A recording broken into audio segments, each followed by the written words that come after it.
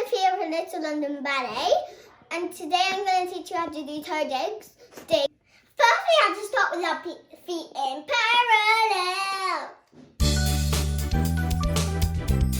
Like that. Toe digs have to be on the tip of your toe like this.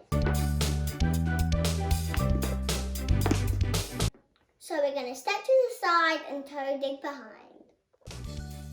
There, toe dig.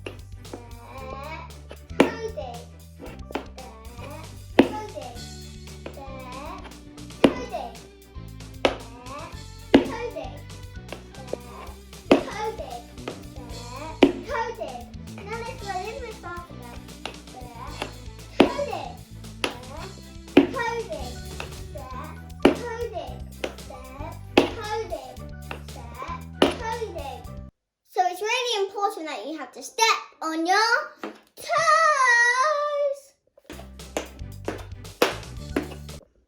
And don't stand to the side.